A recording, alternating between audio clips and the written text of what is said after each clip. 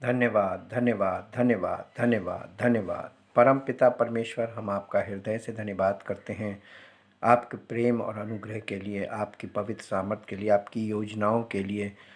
प्यारे प्रभु, आपने अपनी योजनाएं हमें अपने वचन के द्वारा पहुंचा दी, और प्रभु अब आप इंतज़ार कर रहे हैं कि जो लोग आपकी पुत्र प्रभु यीशु मसीह पर विश्वास करके पवित्र आत्मा पाकर आपकी योजनाओं के भागीदार हो रहे हैं, वो सब आपके राज्य में शामिल हों और आपकी राज्य का विस्तार हो और आपकी महिमा प्रकट हो। हम धन्यवाद करते प्रभु, आपने हमारे लिए जो योजनाएं बनाई हैं वह हानि की नहीं वरन लाभ ही की हैं। और प्रभु, आपने हमारे लिए सब कुछ अवेलेबल कर रखा है, हमें तो केवल विश्वास करके आगे बढ़ना है और आपके इकलौते पुत्र प्रभु यीशु मसीह पर दृढ़ विश्वास कर रख के उससे वो वरदान पाना है जिससे हम आपके राज्य के वारिस बन सकते हैं। हम आपका धन्यवाद करते हैं। एक एक बात प्रभु जो आपने हमारे लिए पूरी की, हम आपका धन्यवाद करते हैं। धन्यवाद के साथ इस प्रार्थना को आपके इकलौते पुत्र प्रभु यीशु मसीह के नाम से मांगते हैं, आमीन। जय मसीह की। हम परमेश्वर का धन्यवाद करते हैं क्योंकि परमेश्वर महान और अति महान है। और आज फिर आपके साथ ट्रुथ अबाउट प्रेयर पार्ट 2 लेकर आ रहे हैं, और हम चाहते हैं कि आप परमेश्वर के वचन के द्वारा इन बातों को समझने का प्रयास करें कि परमेश्वर हमसे क्या चाहता है। हम और आप तो हर समय एक ही विषय में लग जाते हैं और एक ही काम करने में मशगूल हो जाते हैं, उसी में बिज़ी हो जाते हैं। हम सोचते हैं कि सब चीज़ों का हल इसी से होगा, लेकिन ऐसा नहीं है। परमेश्वर जो बुद्धिमान है, परमेश्वर जो सामर्थी है, परमेश्वर जो हमें भी बुद्धिमान बनाना चाहता है, और परमेश्वर जो हमें भी सामर्थी बनाना चाहता है, ताकि वो गर्व से ये कह सके और संसार को दिखा सके कि ये देखो, ये मेरे बच्चे हैं। चाहते हैं प्रभु कि आप और हम प्रभु यीशु मसीह को उस तरीके से जानें और समझें और उसको अपनाएं जो परमेश्वर के वचन में हमें बताया गया है। हम परमेश्वर के वचन को समझने का प्रयास करें। पवित्र आत्मा के बिना ये संभव नहीं है। इसीलिए प्रभु यीशु मसीह पर विश्वास करना और उसको अपना लेना ये एक कठिन बात है आज के युग में। इसीलिए परमेश्वर ने सुसमाचार से सत्य की शुरुआत की है। जो कोई सुसमाचार पर गॉस्पल को एक्सेप्ट करता है, उसे बिलीव करता है, उसे रिसीव करता है। बिलीविंग मीन्स रिसीविंग है। आप जब विश्वास करते हैं तो आप उस चीज़ को अपना लेते हैं। अपनाने का मतलब कि आपने उस पर विश्वास किया। सबसे पहले आज प्रार्थना के विषय में हम आपको कुछ सत्य और बताएं, इसलिए हम सबसे पहले आपके साथ एक पद शेयर करेंगे जो मिलेगा अय्यूब की पुस्तक, उसका 21 अध्याय का 15 पद। अय्यूब की पुस्तक 21 अध्याय का 15 पद। यहाँ पर इस प्रकार से लिखा है, सर्वशक्तिमान क्या है कि हम उसकी सेवा करें। सवाल है, यदि हम उससे विनती भी करें तो हमें क्या लाभ होगा, ये भी सवाल है।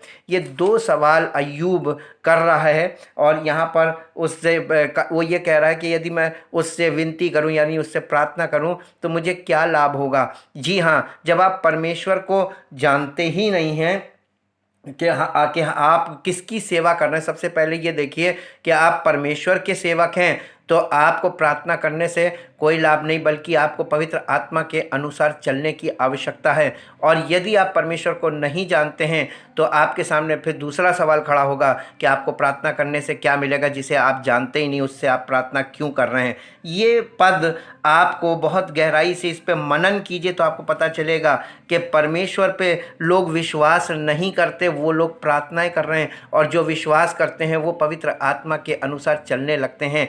इसलिए परमेश्वर के वो सच्चे लोग जो परमेश्वर की आत्मा के अनुसार चलते हैं वे ही परमेश्वर के पुत्र, ऐसा लिखा हुआ है परमेश्वर के वचन में।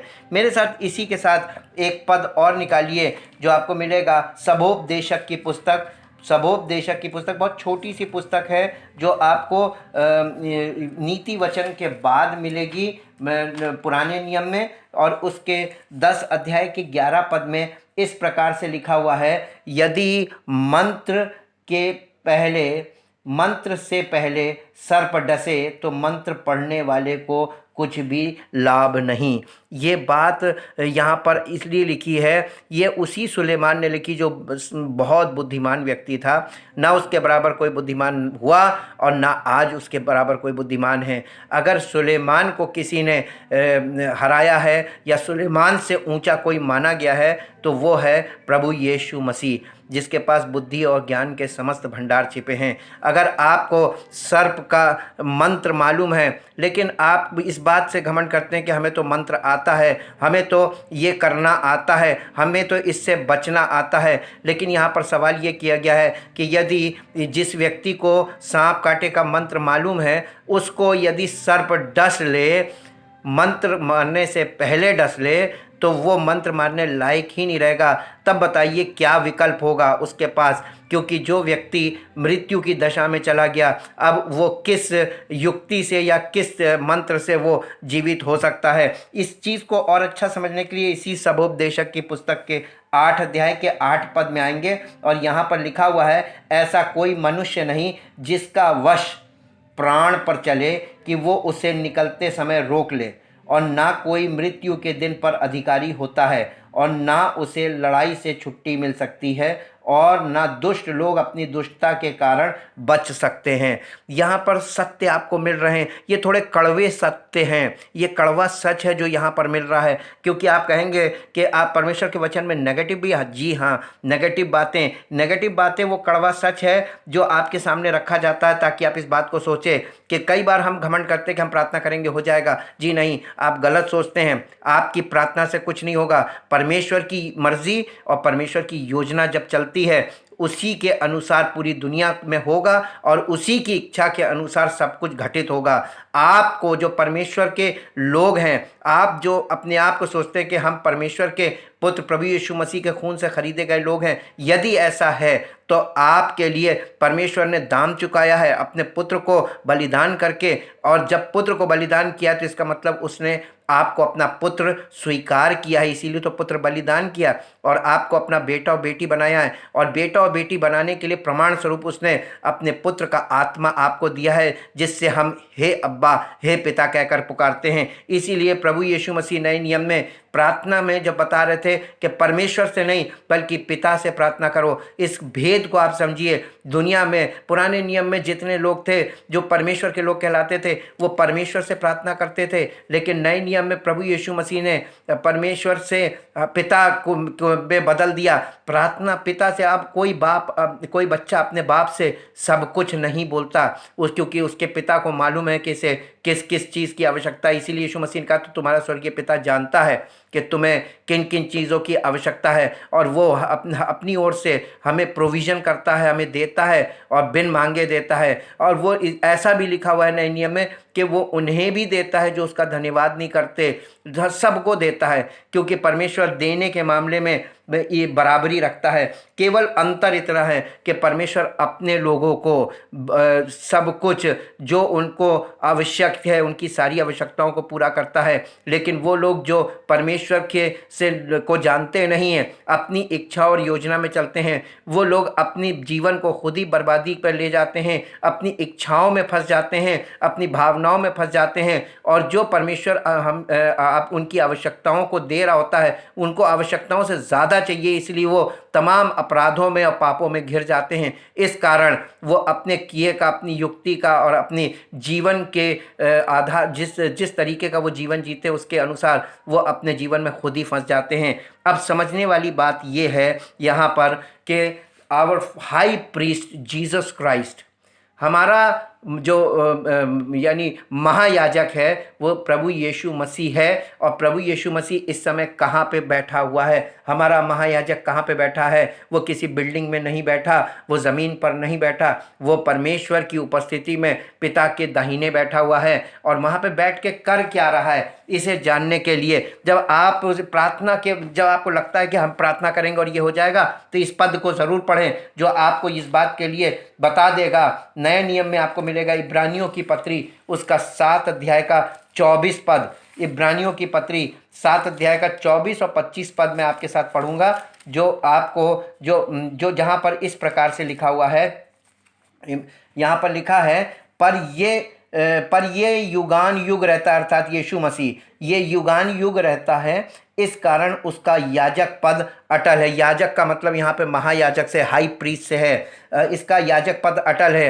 He is high priest for ever, वो हमेशा के लिए महायाजक है और इसका याजक पद अटल है। इसीलिए जो उसके द्वारा, अर्थात प्रभु यीशु मसीह के द्वारा परमेश्वर के पास आते हैं, आप जिसे परमेश्वर कहते हैं वो प्रभु यीशु मसीह का पिता है। जब आप प्रभु यीशु मसीह के द्वारा परमेश्वर के पास आते हैं तो वो उनका पूरा पूरा उद्धार कर सकता है, क्योंकि वो उनके लिए विनती करने को सर्वदा जीवित है। जीसस क्राइस्ट इज़ अलाइव, वो अब जीवित है और युगान युग जीवित है, और वो जीवित होकर अपने ऑफिस में बैठा है, हाई प्रीस्ट ऑफिस में बैठा है, और वहाँ पर वो हमारे और आपके लिए, जो परमेश्वर को नहीं जानते, उनके लिए विनती कर रहा है। क्या विनती कर रहा है? ताकि हम उद्धार पाएं और पवित्र आत्मा पाकर परमेश्वर के राज्य के वारिस बन जाएं, और हम भी उससे, हमारा भी संबंध परमेश्वर से पिता का संबंध हो जाए, हम भी परमेश्वर के पुत्र के द्वारा परमेश्वर के पुत्र बन जाएं। इसीलिए पवित्र आत्मा, जो पुत्र का आत्मा है,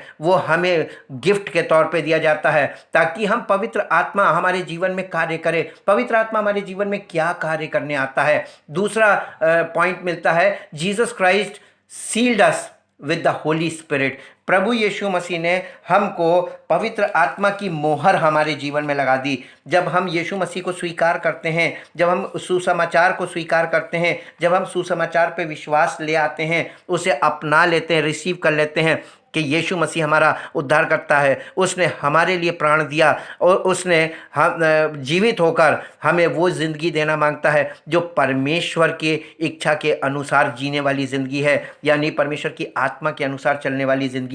इसीलिए इफिसियों की पत्री उसके पहले अध्याय के 13-14 पद में लिखा हुआ है, और उसी में तुम पर भी, जब तुमने सत्य का वचन सुना, अर्थात सुसमाचार, जो तुम्हारे उद्धार का सुसमाचार है, और जिस पर तुमने विश्वास किया, प्रतिज्ञा किए हुए पवित्र आत्मा की छाप लगी, ये उसके मोल लिए हुओं के छुटकारे के लिए हमारी मीरास का बयाना है कि उसकी महिमा की स्तुति हो। वो हमको पवित्र आत्मा देता जब हम सुसमाचार को ग्रहण करते हैं, यीशु मसीह को अपना उद्धारकर्ता स्वीकार करते हैं, तो हमारे जीवन में पवित्र आत्मा वरदान स्वरूप आता है। और उसके बाद पवित्र आत्मा हमको हमारे जीवन में आकर करता क्या है? तीसरा पॉइंट है, holy spirit guide us into all truth. वो हमें सब सत्य समझाता है, दिखाता है, बताता है। यूहन्ना रचित सुसमाचार उसके 16 अध्याय में आएंगे। यूहन्ना रचित सुसमाचार उसके 16 अध्याय के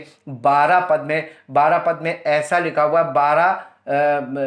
यूहन्ना रचित सुसमाचार 16 अध्याय का 12 और 13 पद, तो मुझे तुमसे और भी बहुत सी बातें कहनी है, परंतु अभी तुम उन्हें सह नहीं सकते। परंतु जब वो, अर्थात सत्य का आत्मा आएगा, तुम्हें सब सत्य का मार्ग बताएगा, क्योंकि वो अपनी ओर से ना कहेगा, परंतु जो कुछ सुनेगा वही कहेगा, और आने वाली बातें तुम्हें बताएगा। जब पवित्र आत्मा आपके जीवन में आएगा तो अब आपको पास्ट की बातें भी बताएगा कि परमेश्वर ने पुराने ज़माने में कैसे काम किया, और प्रेजेंट की बातें भी बताएगा कि अभी परमेश्वर कैसे क्या काम कर रहा है और क्या करना चाहता है तुम्हारे जीवन में, और भविष्य भी बताएगा कि भविष्य में परमेश्वर क्या करने जा रहा है और क्या करेगा। ये इसी के साथ साथ आप एक पद और निकालिए जो आपको मिलेगा, पहला कुरिन्थियों 2 अध्याय, पहला कुरिन्थियों के 2 अध्याय का 11 और 12 पद। यहाँ पर लिखा, मनुष्यों में से कौन किसी मनुष्य की बातें जानता है? केवल मनुष्य की आत्मा जो उसमें है। वैसे ही परमेश्वर की बातें भी कोई नहीं जानता, केवल परमेश्वर का आत्मा। परंतु हमने संसार की आत्मा नहीं, परंतु वो आत्मा पाया है जो परमेश्वर की ओर से है, कि हम उन बातों को जानें जो परमेश्वर ने हमें दी हैं। इसका मतलब पवित्र आत्मा हमको इसलिए दिया गया है ताकि हम उन बातों को जानें। परमेश्वर की ये कोशिश है, अपनी आत्मा देकर वो आपको ये कोशिश कर रहा है कि तुम परमेश्वर आत्मा है, तुम आत्मा की बातें, परमात्मा की बातों को जानो कि वो तुमसे क्या कहना चाह रहा है। तो हमें मैच्योर होने की ज़रूरत है। आत्मिक बातें मैच्योरिटी की ओर ले जाएंगी आपको। दूसरी बात, चौथा पॉइंट है, होली स्पिरिट एक काम और करता है। Holy spirit pray for us. पवित्र आत्मा जब हमारे जीवन में आता है तो पवित्र आत्मा एक काम और करता है जो हम नहीं कर पाते हैं, और वो काम क्या है? प्रार्थना करना। 8 अध्याय, रोमियो का 8 अध्याय का 26 और 27 पद में इस प्रकार से लिखा है, इसी रीति से आत्मा भी हमारी दुर्बलता में सहायता करता है, क्योंकि हम नहीं जानते कि प्रार्थना किस रीति से करना चाहिए, परंतु आत्मा आप ही ऐसी आहें भर भर कर जो बयान से बाहर हमारे लिए विनती करता है, और मनों का जांचने वाला जानता है कि आत्मा की मनसा क्या है, क्योंकि वो पवित्र लोगों के लिए परमेश्वर की इच्छा के अनुसार विनती करता है। आप परमेश्वर की इच्छा अभी नहीं जानते, अभी आप बिल्कुल नए हैं परमेश्वर के बारे में, अभी आपने प्रभु यीशु मसीह को अभी अभी स्वीकार किया है, अभी अभी आप परमेश्वर के वचन को सुनना शुरू किया, अभी आप बिल्कुल न्यू कमर हैं, बिगिनर हैं, तो आपके लिए सबसे कठिन चीज़ है, आपको ये नहीं मालूम परमेश्वर की इच्छा क्या है, तो आप प्रार्थना में क्या कहेंगे? अगर आपने गलत प्रार्थना कर दी तो परमेश्वर सुनेगा नहीं, और अगर आपको परमेश्वर की इच्छा नहीं मालूम है, उसकी इच्छा के विरुद्ध आप प्रार्थना कर रहे हैं, तो वो ग्रहण योग्य नहीं। इसलिए पवित्र आत्मा हमें दिया जाता है, क्योंकि हमको नहीं मालूम कि हमें प्रार्थना करनी क्या करनी है, कैसे करनी है, इसलिए पवित्र आत्मा हमारी ओर से प्रार्थना करता है। वो इंटरसेसर है, वो हमारे लिए भी प्रार्थना करता है और हमारी ओर से प्रार्थना करता है परमेश्वर के सामने, और परमेश्वर की इच्छा के अनुसार प्रार्थना करता है। इसलिए हमें एक बहुत अच्छा वरदान मिला हुआ है कि वो हमको वो काम नहीं करना जो हमें नहीं आता है। 5वां पॉइंट है, we need to understand this new life in Christ. Masih में इस नए जीवन को हमें और अंडरस्टैंड यानी समझने की ज़रूरत है। इफिसियों की पत्री मेरे साथ निकालिए, इफिसियों की पत्री जो उसके 4 अध्याय के 17 पद से मैं आपके साथ पढ़ूंगा। इफिसियों की पत्री 4 अध्याय और उसका 17 पद से, मसीह में नया जीवन। इसलिए मैं ये कहता हूँ और प्रभु में आग्रह करता हूँ कि जैसे अन्य जातीय लोग अपने मन की अनर्थ रीति पर चलते हैं, तुम अब से फिर ऐसे ना चलो, क्योंकि उनकी बुद्धि अंधेरी हो गई है और उस अज्ञानता के कारण जो उनमें है और उनके मन की कठोरता के कारण वे परमेश्वर के जीवन से अलग किए हुए हैं, और वे सुन्न होकर लुचपन में लग गए हैं कि सब प्रकार के गंदे काम लालसा से किया करें। पर तुमने मसीह की ऐसी शिक्षा नहीं पाई, वरन तुमने सचमुच उसी की सुनी, और जैसा यीशु में सत्य है उसी में सिखाए भी गए कि तुम पिछले चाल चलन के पुराने मनुष्यत्व को जो भरमाने वाली अभिलाषाओं के अनुसार भ्रष्ट होता जाता है उतार डालो, और अपने मन के आत्मिक स्वभाव में नए बनते जाओ, और नए मनुष्यत्व को पहन लो जो परमेश्वर के अनुरूप सत्य की धार्मिकता और पवित्रता में सृजा गया है। इस कारण झूठ बोलना छोड़कर हर एक अपने पड़ोसी से सच बोले, क्योंकि हम आपस में एक दूसरे के अंग हैं। क्रोध तो करो पर पाप मत करो। सूर्य अस्त होने तक तुम्हारा क्रोध ना रहे, और ना शैतान को अवसर दो। चोरी करने वाला फिर चोरी ना करे, वरन भले काम करने में अपने हाथों से परिश्रम करे, इसलिए कि जिसे प्रयोजन हो उसे देने को उसके पास कुछ हो। कोई गंदी बात तुम्हारे मुंह से ना निकले, पर आवश्यकता के अनुसार वही निकले जो उन्नति के लिए उत्तम हो, ताकि उससे सुनने वालों पर अनुग्रह हो। परमेश्वर के पवित्र आत्मा को शोकित मत करो, जिससे तुम पर छुटकारे के दिन के लिए छाप दी गई है। सब प्रकार की कड़वाहट और प्रकोप और क्रोध और कलह और निंदा सब बैरभाव समेत तुमसे दूर किए जाएं। एक दूसरे पर कृपालु और करुणामय हो, और जैसे परमेश्वर ने मसीह में तुम्हारे अपराध क्षमा किए, वैसे ही तुम भी एक दूसरे के अपराध क्षमा करो। ये हमको करना है, जो हमें करने को कहा जा रहा है। पवित्र आत्मा इसे करने की हमें सामर्थ्य देता है, शक्ति देता है। अगर आप इन बातों को एक्सेप्ट नहीं करेंगे तो परमेश्वर आपकी एक भी बात कभी भी नहीं सुनेगा। ये हमने पढ़ा आपको इफिसियों की पत्री 4 अध्याय 17 से 32 पद तक। अब मैं आपके साथ पढ़ूंगा कुलस्सियों की पत्री उसका 3 अध्याय और उसके 5 पद से, पुराना जीवन और नया जीवन। इसलिए अपने उन अंगों को मार डालो जो पृथ्वी पर है, अर्थात व्याभिचार, अशुद्धता, दुष्कामना, बुरी लालसा और लोभ को जो मूर्ति पूजा के बराबर है। इन्हीं के कारण परमेश्वर का प्रकोप आज्ञा न मानने वालों पर पड़ता है। और तुम भी जब इन बुराइयों में जीवन बिताते थे तो इन्हीं के अनुसार चलते थे, पर अब तुम भी इन सब को अर्थात क्रोध, रोष, बैर भाव, निंदा और मुंह से गालियां बकना, ये सब बातें छोड़ दो।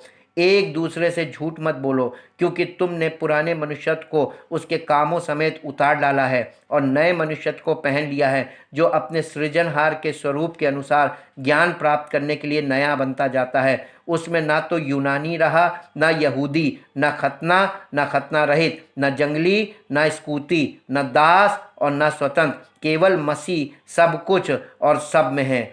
इसलिए परमेश्वर के चुने हुओं के समान, जो पवित्र और प्रिय हैं, और बड़ी करुणा और भलाई और दीनता और नम्रता और सहनशीलता धारण करो। और यदि किसी को किसी पर दोष देने का कोई कारण हो, तो एक दूसरे की सह लो और एक दूसरे के अपराध क्षमा करो। जैसे प्रभु ने तुम्हारे अपराध क्षमा किए, वैसे ही तुम भी करो। इन सब बातों के ऊपर प्रेम को, जो सिद्धता का कटिबंध है, बांध लो। मसीह की शांति, जिसके लिए तुम एक देह होकर बुलाए भी गए हो, तुम्हारे हृदय में राज्य करे और तुम धन्यवादी बने रहो। मसीह के वचन को अपने हृदय में अधिकाई से बसने दो और सिद्ध ज्ञान सहित एक दूसरे को सिखाओ और चिताओ, और अपने अपने मन में अनुग्रह के साथ परमेश्वर के लिए भजन और स्तुति गान और आत्मिक गीत गाओ। वचन में या काम में जो कुछ भी करो, सब प्रभु यीशु मसीह के नाम से करो और उसके द्वारा परमेश्वर पिता का धन्यवाद करो। 17 पद तक मैंने पढ़ा, 15 से 17। अब आप ये समझिए, we need to transform our mind.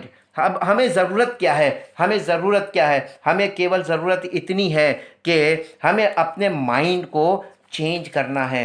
आप सोचेंगे बहुत कठिन है, कोई किसी का माइंड चेंज नहीं कर सकता। जी हाँ, कोई किसी का माइंड नहीं चेंज कर सकता, लेकिन परमेश्वर ने हमको बहुत बढ़िया रास्ता बताया है। यहाँ ये चीज़ आपको मिलेगी। रोमियो की पत्री 12 अध्याय के 2 पद में, इस संसार के सदृश ना बनो।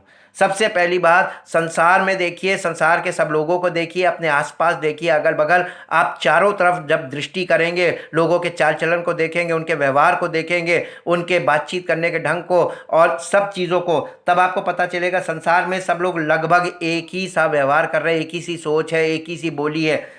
परंतु तुम्हारे मन के नए हो जाने से तुम्हारा चाल चलन भी बदलता जाए, जिससे तुम परमेश्वर की भली और भावती और सिद्ध इच्छा अनुभव से मालूम करते रहो। आपको परमेश्वर की इच्छा मालूम करने के लिए एक काम करने की ज़रूरत है। आपको आपका स्वभाव कब बदलेगा? जब आपका माइंड चेंज होगा। माइंड चेंज होना बहुत मुश्किल बात है, इसको मैं और सरल कर देता हूँ आपके लिए। 7वें पॉइंट में लिखा है, transform our mind means change our way of thinking. हमें अपने विचारों का जो जिस प्रकार से हम शारीरिक रूप से अगर सोचते हैं, हमें उस चीज़ को परमेश्वर के वचन के अनुसार, परमेश्वर की आत्मा के अनुसार उन विचारों को आप बढ़ा लीजिए, ताकि आपके अंदर परमेश्वर के विचार आ जाएंगे। परमेश्वर का वचन परमेश्वर के विचार हैं, और जब परमेश्वर का वचन से आप भर जाएंगे तो परमेश्वर के विचारों से भर जाएंगे, और तब पवित्र आत्मा आपके वो शारीरिक विचारों को, जिसको परमेश्वर के वचन से, परमेश्वर का वचन ने ओवरकम कर लिया है,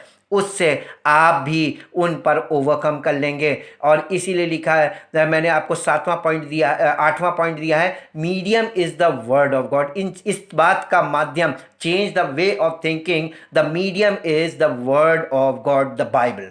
यूहन्ना रचित सुसमाचार उसके 5 अध्याय के 39 पद में, यूहन्ना रचित सुसमाचार उसके 5 अध्याय के 39 पद में पर प्रभु यीशु मसीह यहाँ पर कुछ बोल रहे हैं, और वो वचन के विषय में बोल रहे हैं। 39 अध्याय में यहाँ इस प्रकार लिखा है, 5 अध्याय 39 पद, तुम पवित्र शास्त्र में ढूंढते हो। पवित्र शास्त्र का मतलब बाइबल। तुम पवित्र शास्त्र में ढूंढते हो क्योंकि समझते हो कि उसमें अनंत जीवन तुम्हें मिलता है, और ये वही है जो मेरी गवाही देता है। पवित्र शास्त्र केवल परमेश्वर पिता, परमेश्वर पुत्र, पवित्र आत्मा, इनके विषय में गवाही देता है। दूसरी बात, बाइबल जो है आपको इन्फॉर्मेशन देती है, ताकि आपके अंदर परमेश्वर के विचार स्टार्ट हों और आप उसके अनुसार देखना और समझना शुरू करें। फिर भी तुम जीवन पाने के लिए मेरे पास आना नहीं चाहते, 40 पद में लिखा हुआ है। तो 39 और 40 दोनों पढ़ के देख लीजिएगा। और उसके बाद 9वां पॉइंट आता है, the source is the Holy spirit. पवित्र आत्मा हमारा वो यानी सोर्स है, या वो सोर्स को हिंदी में कहेंगे, वो हमारा आधार है, जिसके द्वारा हम परमेश्वर को जानते हैं। यानी वचन को आप पढ़ेंगे तो समझ में नहीं आएगा, खाली वचन से काम नहीं बनेगा।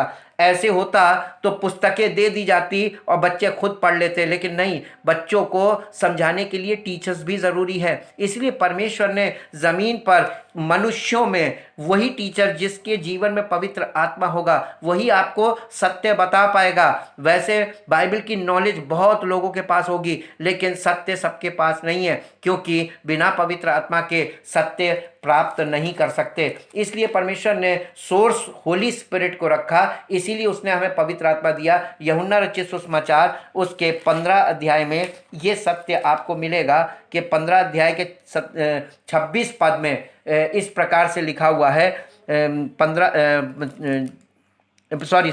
14 अध्याय, गलत मैंने लिख दिया है, 14 अध्याय के 26 पद में ये बातें मैं तुम्हारे साथ रहते हुए कही, परंतु 26 पद में लिखा है, परंतु सहायक अर्थात पवित्र आत्मा जिसे पिता मेरे नाम से भेजेगा वो तुम्हें सब बातें सिखाएगा और जो कुछ मैंने तुमसे कहा है वो सब तुम्हें स्मरण कराएगा। यानी पवित्र आत्मा आपको सब बातें सिखाएगा, हमको और आपको, और सब बातें स्मरण कराएगा। और इसलिए पवित्र आत्मा हमको दिया गया है। पवित्र आत्मा के बिना आप इस पुस्तक को कभी भी पढ़ तो सकते हैं, लेकिन इसको कभी समझ नहीं सकते। इसे समझे बिना आपके लिए इसके अनुसार करना और चलना दोनों बहुत मुश्किल होगा। आप कहेंगे नहीं ये असंभव, ये मैं नहीं कर पाऊंगा। लेकिन जब पवित्र आत्मा होगा तो वो आपको समझाएगा भी। जैसे टीचर बच्चों को समझाता है पुस्तक से, तो बच्चों को वो पुस्तक समझ में आने लगती है और वो करने भी लगते हैं। ठीक वैसे ही पवित्र आत्मा हमारा वो शिक्षक है जो परमेश्वर की आत्मा की बातों को आत्मिक बातों से मिला मिलाकर समझाता है, सिखाता है, दिखाता है, बताता है और चलाता भी है, क्योंकि चलने की सामर्थ्य भी वही देता है। इसलिए हम परमेश्वर का धन्यवाद करते हैं जब उसने हमारे और आपके साथ इतना सब कुछ कर दिया। तो अब बताइए आप प्रार्थना क्यों करना चाहते हैं? जब परमेश्वर आपके लिए सब कुछ कर रहा है तो आपको विश्वास करना है और जो वो चाहता है वो करना है और पवित्र आत्मा की अगुवाई में बने रहना है और पवित्र आत्मा की अगुवाई में चलना है। और परमेश्वर के वचन और आत्मा को हमेशा उसको एकदम क्लोज रहिए ताकि आप किसी भी प्रकार से भटक ना पाएं। हम आपको इसका बहुत सरल एग्जाम्पल देते हैं। परमेश्वर का वचन लालटेन है और पवित्र आत्मा तेल है और पवित्र आत्मा ही आग है। लालटेन बिना तेल और आग के बुझी लालटेन है, लेकिन अगर लालटेन में आग, यानी आग तब होगी जब सोर्स होगा तेल सोर्स है। तो पवित्र आत्मा तेल भी है यानी सोर्स भी है, और पवित्र आत्मा रोशनी भी है, आग भी है, क्योंकि पवित्र आत्मा कि प्रकाशित भी करता है। इसीलिए ये दो काम पवित्र आत्मा के द्वारा होते हैं। तेल के बिना आग नहीं होगी और आग के बिना तेल का कोई यूज़ नहीं होगा। इसलिए परमेश्वर का पवित्र वचन बाइबल एक लालटेन के समान है, लेकिन इसके लिए तेल और आग दोनों का होना यानी पवित्र आत्मा का होना ज़रूरी है। पवित्र आत्मा, आग जो है पवित्र आत्मा की प्रेजेंस को दिखाती, ये दिखाती कि तेल है, क्योंकि तेल तो टंकी में भरा दिखाई नहीं देता है। आग इस बात का सबूत है कि तेल है। हमारे जीवन में पवित्र आत्मा रूपी तेल अगर है तो इसका मतलब सोर्स अगर है, पवित्र आत्मा रूपी सोर्स है, तो ये पता कैसे चलेगा? आग यानी वो रोशनी जो हमारे जीवन से, हमारे बोलने से, हमारे व्यवहार से, हमारे चाल चलन से दिखती है, तो इसका मतलब तेल है। तो रोशनी लोगों को मिलने लगती है। वैसे ही लालटेन की रोशनी जैसे मिलती है, लालटेन में तेल खत्म हो जाता है, आग बुझ जाती है। वैसे ही हमारे जीवन में अगर पवित्र आत्मा की उपस्थिति नहीं होती है तो हम बुझी लालटेन बन जाते हैं, हमारे जीवन से रोशनी नहीं निकल सकती। इसलिए पवित्र आत्मा की उपस्थिति आग के द्वारा प्रकट होती है, लेकिन उसकी उपस्थिति तेल के रूप में होती है।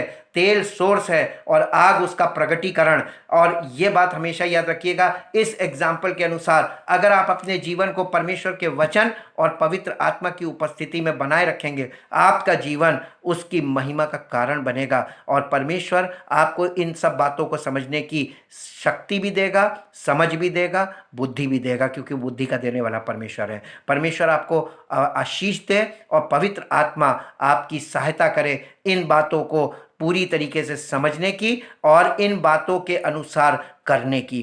परमेश्वर की महिमा हो। धन्यवाद। धन्यवाद परमपिता परमेश्वर, हम आपका बहुत धन्यवाद करते हैं। आपकी हर एक योजना जो आपने हमारे लिए बनाई है वो प्रभु, वो योजनाएं केवल हमारे नहीं बल्कि उन सब लोगों के जीवन में पूरी हो जो लोग मेरी इन बातों को जो पवित्र आत्मा के द्वारा हमें मिली और हमें पवित्र आत्मा के द्वारा हम इन्हें शेयर कर रहे हैं, ताकि प्रभु ये बातें लोगों की ज़िंदगी में जाकर उनके जीवन में जीवन का दीपक जला दें। पवित्र आत्मा का प्रकटीकरण उनके जीवन से हो, पवित्र आत्मा की उपस्थिति उनके जीवन में हो और परमेश्वर की महिमा उनके जीवन से प्रकट हो और आपका राज्य आपकी महिमा का से भर जाए, आपके ऐसे लोगों से भर जाए जिनके द्वारा आपकी महिमा प्रकट हो और सारा आदर सारी महिमा आपको मिले। इस प्रार्थना को आपके इकलौते पुत्र प्रभु यीशु मसीह के नाम से मांगते हैं, आमीन। सबको जय मसीह की।